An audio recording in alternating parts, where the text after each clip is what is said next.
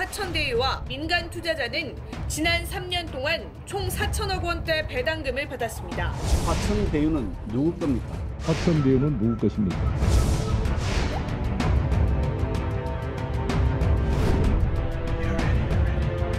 전화는 문 열어주시죠.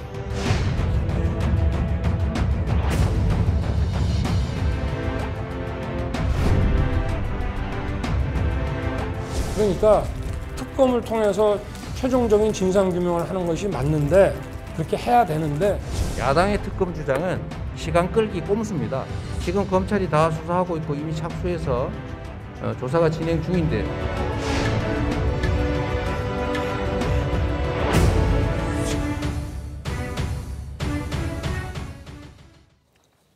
검찰이 대장동 개발 사업 특혜 의혹에 대한 본격적인 수사에 나섰습니다. 검찰 수사 주요 내용 네 분과 함께 자세히 짚어보도록 하겠습니다. 이상일 전 새누리당 의원, 김효은 전 민주당 상근 부대변인, 정혁진 변호사, 소종섭 전 시사저널 편집국장 함께합니다. 네, 안녕하십니까. 안녕하세요. 반갑습니다. 조금 전 리포트 보신 것처럼요. 대장동 개발 사업 특혜 의혹을 밝히기 위해서 검사모 17명 대규모 전담 수사팀 꾸린 검찰이요. 화천대유 그리고 주요 관련자들의 사무실과 집에 대한 압수수색을 했습니다. 네. 자, 검사가 17명이다. 대규모인데 어떤 핵심 의혹들을 밝혀야 되는 걸까요?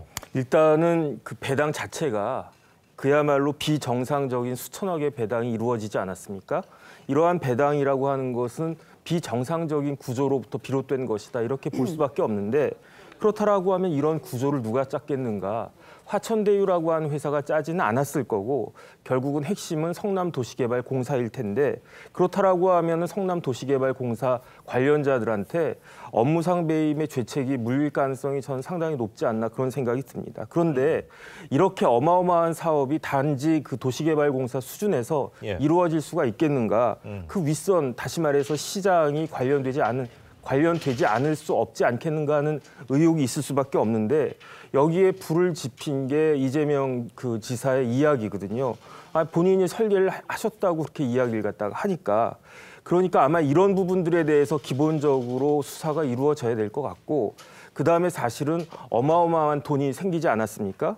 이렇게 정상적인 구조로 정상적으로 돈을 벌었다라고 하면 상관이 없겠는데 비정상적인 구조로 돈이 벌렸다. 그러면 그 구조를 만들어준 사람에게 돈이 흘러들어가지 않았을까 하는 의혹은 불가피한 건 아니겠습니까? 결국 이 두 가지가 핵심적인 포인트가 아닐까 그런 생각이 듭니다. 근데 걱정이 대선이 이제 채 6개월도 남지가 않았습니다. 수사가 빨리 진행이 돼서 어떤 대선의 영향을 좀 줄여줘야 될 텐데 지금 현재 시행령으로 피의 사실 유출이 금지돼 있고 검찰도 하고 있고요. 공수처도 하고 있고 경찰도 하고 있고 서로 약간씩 다른 의견이 나오면은 굉장히 혼란스러운 상황 벌어질 것 같은데요. 그래서 지금 이거는 불가피한 겁니다. 왜냐하면 우리나라 법과 제도가 바뀌어가지고 옛날 같으면 수사하는 검사가 틀 커지고 하면서 경찰을 이용해가지고 일사불란하게 됐는데 이제는 공수처, 경찰, 검찰이 거의 대등한 위치로 수사할 수밖에 없는 그런 상황이 되어버렸거든요. 그렇다라고 하면 이러한 경우에 있어서 지휘 체계가 어떻게 될 것인지 뭐 지난번에 이제 공수처장이 이 부분은 우리가 해야 되는 거다. 검찰이 하면 안 된다. 이런 이야기 한 적도 있고 하니까 그렇기 때문에 제가 봐도 지금 늦었다라는 생각이 들긴 해도 그래도 이러한 여러 가지 문제점들이 있기 때문에 결국에는 특검으로 가는 것이 불가피하지 않을까 하는 생각을 합니다. 지금 경찰을 이용해서라는 표현을 했는데 이제 검사가 경찰과 함께 진행을 정확히 이야기하면 검찰이 경찰을 지휘해서 수사를 하도록 이전에 되어 있었는데 지금은 그런 관계가 거의 단절됐습니다. 이용이라는 단어가 듣기에 따라서는 굉장히 좀 기분이 나쁠 수도 있기 때문에 좀 정정을 했습니다. 검찰이 이제 어제 화천대유와 관련된 관련자들의 집이나 사무실을 압수수색할 때 그러니까 화천대유 사무실을 압수수색할 때 압수수색이 있기 하루 전에 화천대유 직원들이 밤늦 때까지 사무실에 머문 것으로 알려졌습니다. 압수수색을 미리 알고 예상을 하고 증거인멸을 시도한 것이 아닌가라는 생각도 들고요. 또 유동규 전 본부장의 자택을 압수수색할 때는 유 전 본부장이 자신의 휴대폰을 창문 밖으로 던졌다라는 보도도 나왔고요.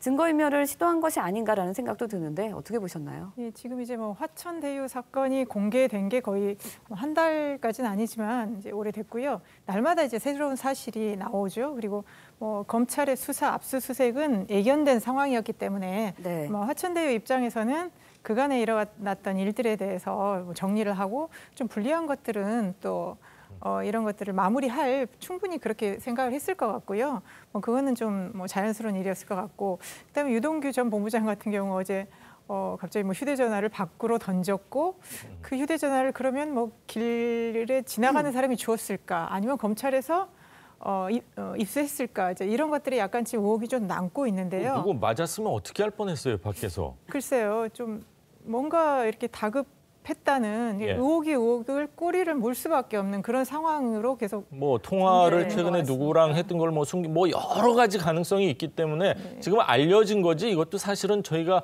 100% 확신을 드릴 수가 없는 그런 상황인 것 같습니다.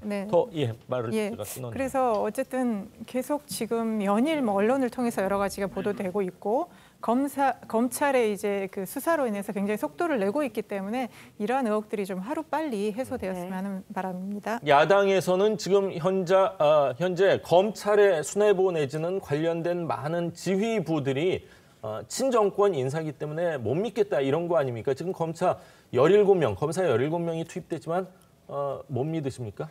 지금 서울중앙지검에서 전담 수사팀이 구성이 됐어요. 그래서 차장검사를 비롯한 17명의 검사가 수사를 하고 있는데 지금 서울중앙지검장이 어떤 분인지 국민이 다 압니다. 박범계 법무부 장관의 소위 후배고, 고교 후배고. 그다음에 이 정부에서 어떤 일을 했는지 다 알고 심지어 송철호 울산시장 대통령이 정말 가까운 분이죠. 그래서 뭐 청와대 울산시장 선거 공작 의혹 사건까지 지금 재판이 이루어지고 있는데 그분의 사위도 수사팀에 있어요. 이런 상황에서 제대로 수사가 이루어지겠느냐. 부장검사 역시 또 이 친정부 성향의 검사로 알려져 있고 그래서 야당은 우리 정 변호사님 이야기하셨지만 결국 특검 수사를 해야 된다. 대한변협, 경실련, 심지어 정의당조차도 특검이 불가피하다고 합니다. 그러니까 일단 검찰과 경찰이 수사를 시작을 했으니 정말 철두철미하게 열심히 한 다음에 특검법을 가동을 해서 빨리 특검을 도입을 하면 그리 넘겨주면 됩니다. 문제는 민주당과 이재명 후보의 의지죠. 이재명 후보 민주당 이쪽은 국민의힘 게이트라고 이야기하면서 특검 도입을 하지 않고 있어요. 게다가 이제 국정감사가 국회에서 시작이 되는데 이와 관련한 증인 채택도 다 반대하고 있습니다. 성남도시개발공사의 기획본부장 사장 직무대리했던 유동규라는 분은 핵심 중에 핵심인데 증인 채택을 민주당이 반대하고 있다면 특검 거부하고 증인 채택 반대하는 쪽이 범인 아니겠습니까? 이런 의혹이 생기는 거죠. 그래서 정말 떳떳하다면 특검 가동을 해야 됩니다. 네, 이런 가운데 검찰이 이번 사건에 이제 핵심적인 역할을 할 수 있는 대장동 의혹 핵심 인물들의 대화 내용이 담긴 녹취록도 확보한 것으로 알려졌습니다. 녹취록을 제출한 사람, 천화동인의 5호 소유자 정모 회계사로 알려졌는데 녹취록에는 아무래도 수익금을 어떻게 나눌 것인지 여기에 대한 설계나 이런 내용들이 좀 담겼다고 해요.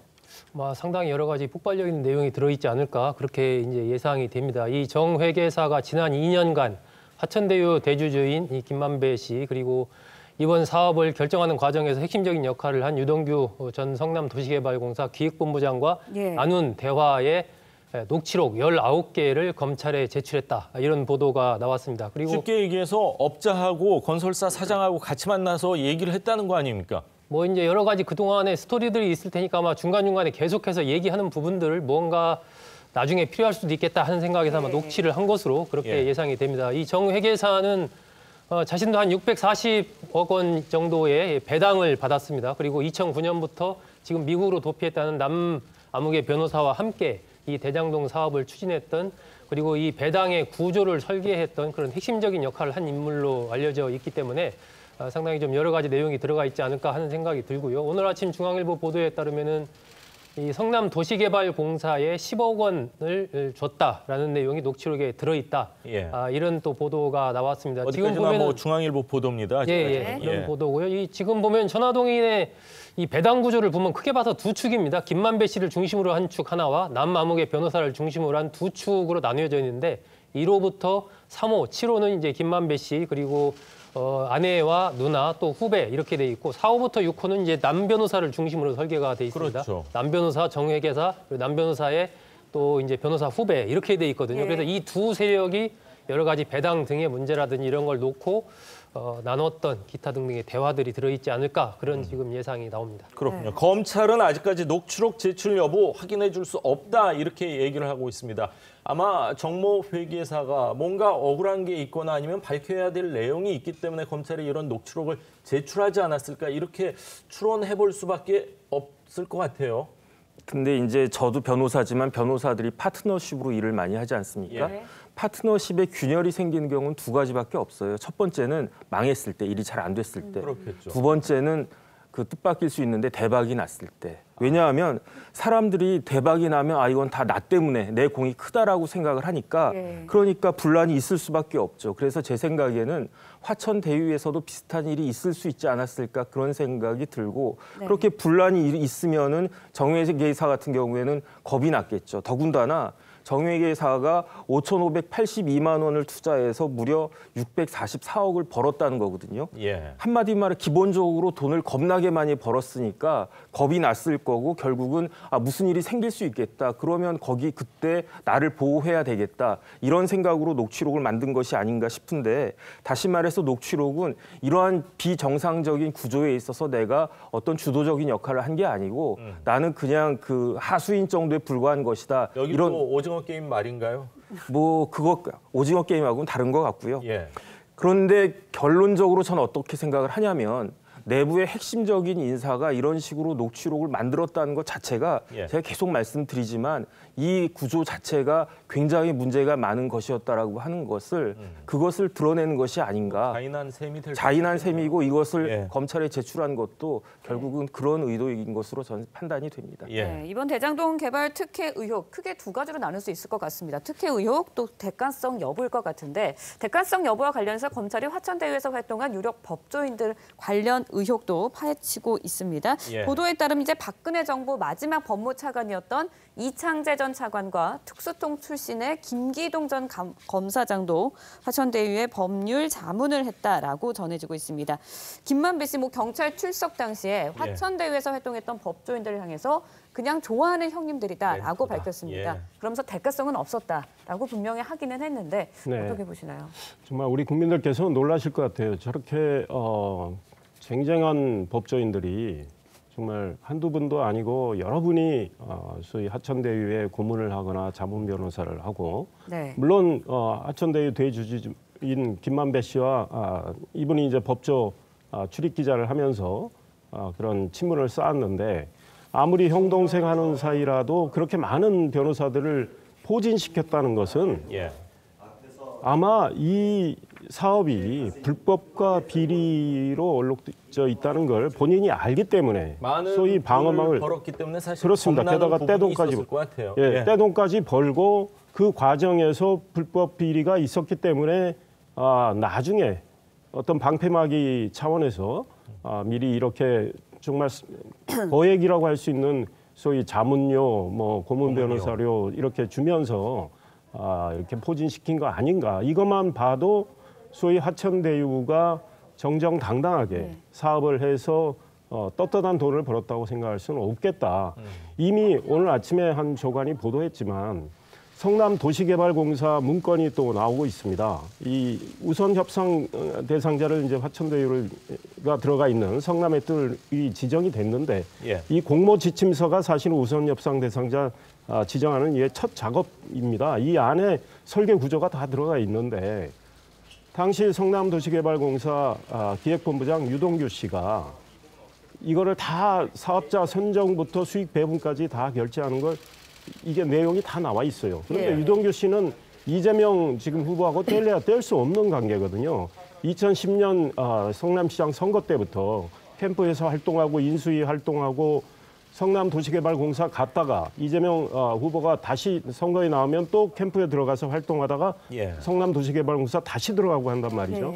그래서 이재명 후보가 자기가 성남시장 할 때 이 사업을 설계했다고 하는 거 아니겠습니까? 그래서 이 구조가 특검을 통해서 밝혀져야 된다 이런 생각입니다. 그렇군요. 이런 가운데요. 화천대유 소유주인 김만배 씨의 친누나가요.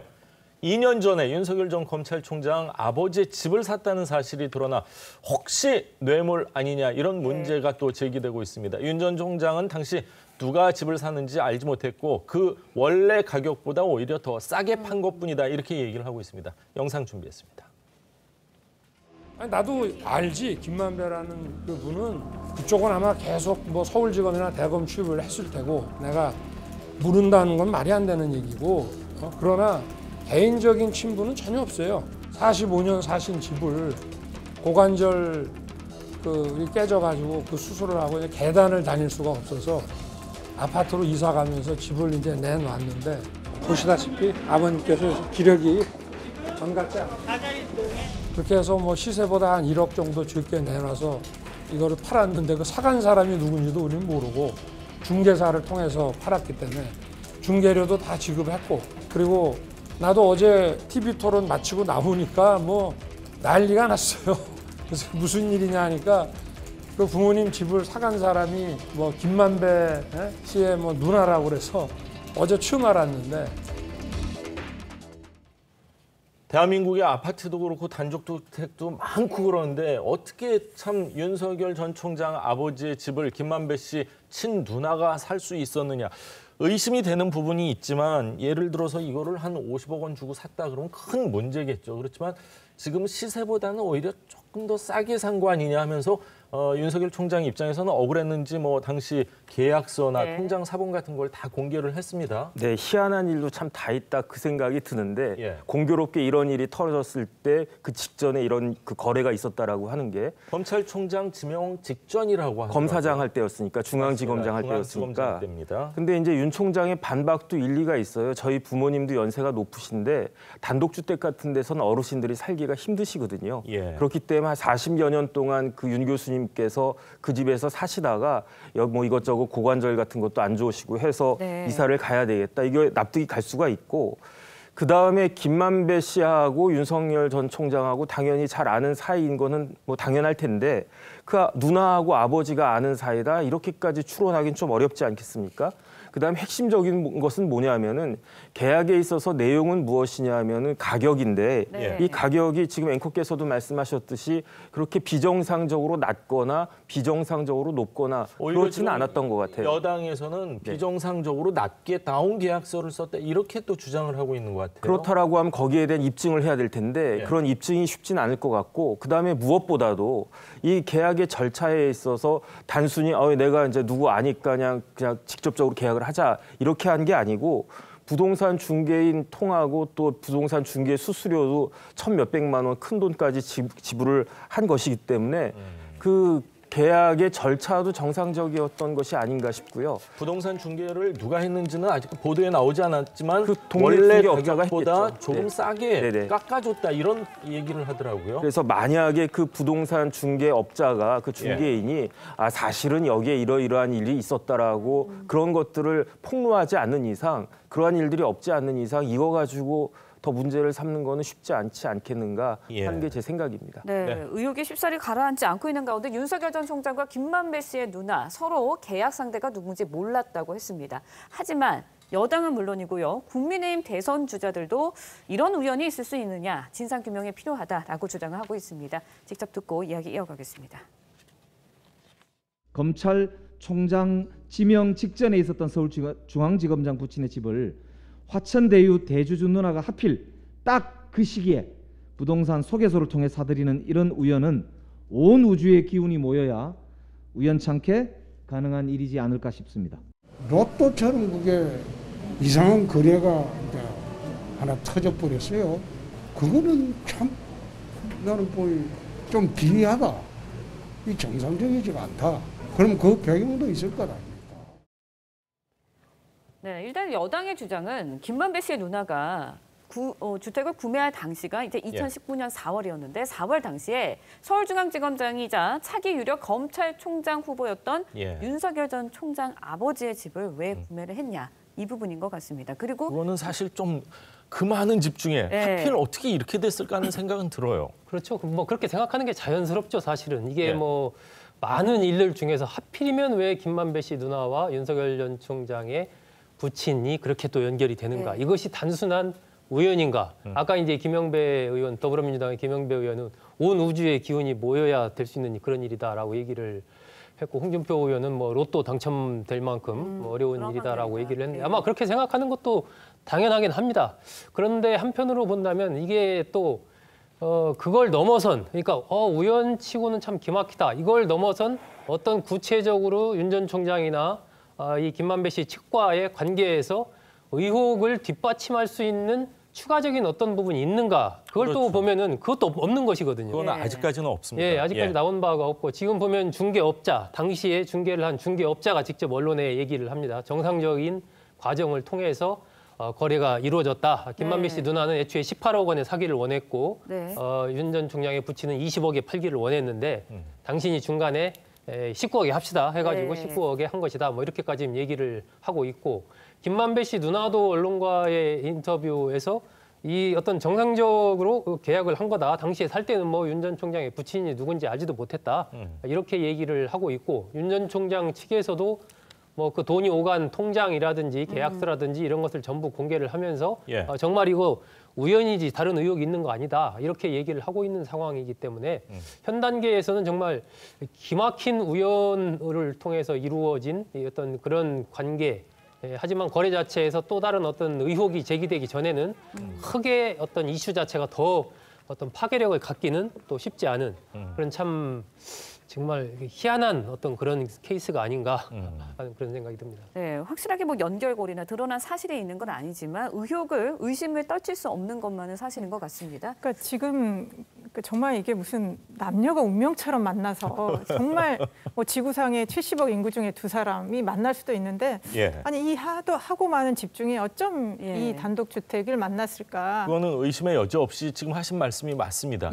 그런데 이제 그것만 가지고 의심을 할 수 없지만 지금 화천대유를 둘러싼 그간에 나왔던 일들이 정말 상식 밖의 일이지 않습니까? 31살에 6년 근무한 젊은이가 퇴직금을 50억을 받은 것도 이상하고 그리고 그 뭐 엄청난 뭐 11,000배의 배당금 수익이랄지 그러니까 워낙 그 비정상적인 일들이 많다 보니까 이것조차도 화천대유를 둘러싸고 일어날 수 있는 일일 수도 있겠다라는 이런 의혹 제기 의혹이 있는 것 같습니다. 그렇군요. 대장동 의혹을 둘러싼 이 정치권의 공방은 뭐 갈수록 거칠어지고 있는데 지금 말씀하실 게 있다고 갑자기 손을 드셔가지고 그렇습니다. 그러니까 우리 언론인들이 지금 공인중개사 취재를 다 하고 있어요. 그러니까 김만배 씨 누나가 연희동에서 집을 사고 싶다고 그래서 이미 여러 차례 수소문을 하고 다니고 있었습니다. 그 시점에 매물이 나왔는데 그 집이 마음에 들어서 산 거는 다 확인이 되고 있어요. 그래서 지금 열린공간 TV가 33억, 35억 시세를 이야기하는데 이 집이 매매가 된 시점은 2년 6개월 전쯤이에요. 2년 5개월 전이에요.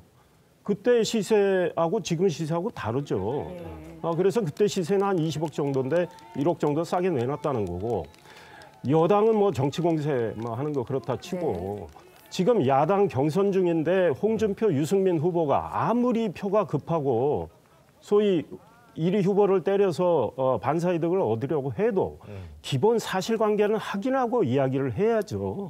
만약에 이런 식으로 무책임하게 정치 공세를 하면 오히려 마이너스가 된다 이런 지적하고 싶습니다. 그렇군요. 지금 말씀하신 것처럼 여당 내에서는 이렇게 말 조심하는 부분이 분명히 있는 것 같은데 야당에서는 뭐 같은 후보들끼리의 공격의 도가 여당보다는 좀 더 강하다 이런 생각은 분명히 듭니다. 자, 여야의 목소리 거칠어지고 있는데 어떤 얘기들이 나왔는지 저희가 모아봤습니다. 혹시 들어보셨는지 모르겠는데 이재명 만물창조설이라고 되어 있습니다. 뭐든지 이재명이 된다. 뭐든지 이재명이 멈춥니다. 이러고 있는데 이준석 국민의힘 현재 대표는 몸통은 이재명이 다 설계하고 다 이재명이 만든 거야. 이렇게 얘기한 국민을 속인 죄를 물어서 동고파직하도록 하겠습니다. 김기현 원내대표에게는 동고파직에 더해서 남북 기전에 위리한 친을 명하고 있습니다. 행정가로서의 이재명이라는 사람의 그 설계자의 무능이냐 부패냐의 기로에 서 있는 그런 사안입니다.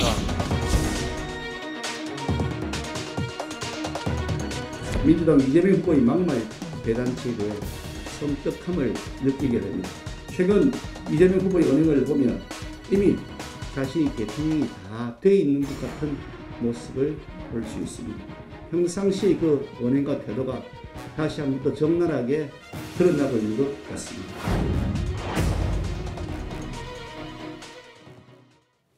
봉고 파직, 위리안치 거의 처음 들어보는 사자성어입니다. 그리고 또 가면을 찢어버리겠다 뭐 이런 얘기가 나오고 있어요. 어떻게 들으셨습니까?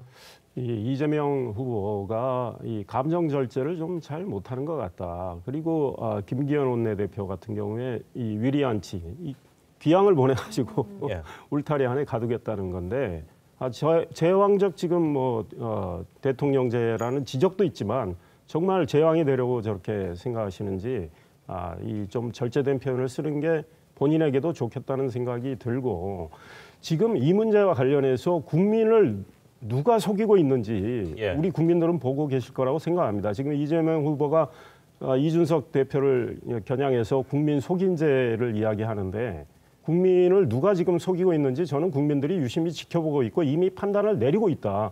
본인 입으로 지난 14일 기자간담회에서 대장동 사업 내가 설계했다고 했고 이 설계의 핵심은 그 유동규라는 분이 다 한 걸로 다 지금 나오고 있는 상황입니다.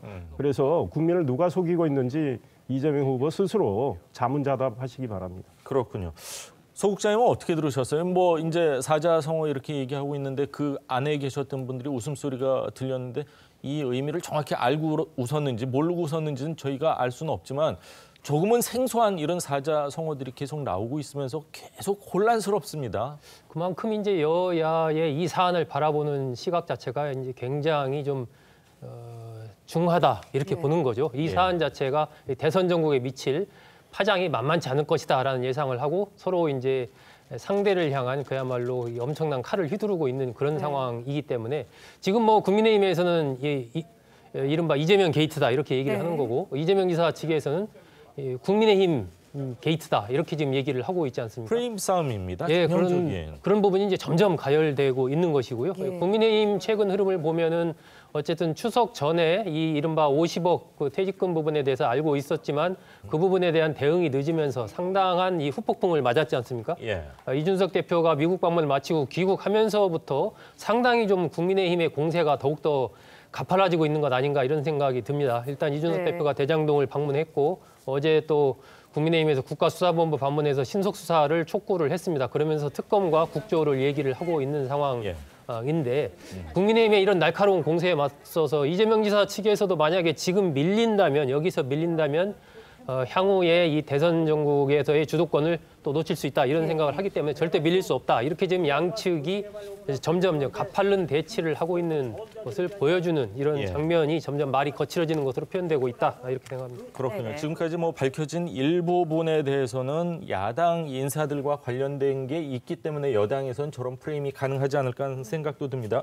곽상도 의원 아들이 50억 원 뭐 퇴직금 내지 위로금 쪽으로 받았는데 22억 원 세금을 냈다 그러는데 일부 보도에 따르면은 산재와 관련해서는 세금을 안 낸다 이런 보도도 나와 있거든요. 22억 원이라는 세금을 띄었을 때는 어떤 다른 명목 아니었을까 하는 생각도 듭니다. 일단 뭐 명목은 위로금인지 뭔지 뭐 여러 가지 타이틀을 붙일 수 있을지 몰라도 세법적으로는 그건 상여일 거거든요. 그러니까 상여이니까 50억에서 22억 냈다라고 하면 세율이 44% 아니었겠습니까? 제가 봤을 때 상여금 처리가 된 것이 아닌가. 그러니까 뭐라고 이야기했든지 간에 그 돈은 그냥 보너스다.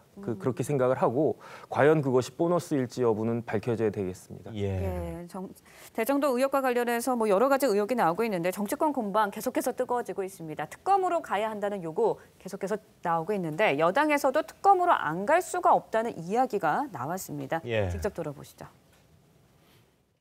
저희 당에서는 지도부에서는 이제 특검을 또 국정조사를 받지 못하겠다. 뭐 저 개인적인 의견은 좀 생각을 좀 달리합니다. 최단 기간 내 정치적으로 빨리 합의 봐서 할 수도 있고 기존 수사기관이 빨리 수사를 하고 특검이 가동되면 넘기면 될 일 아닌가. 저같이 생각하는 건 거의 극소수 의견입니다. 그러니까 별로 말빨이 별로 힘이 없죠.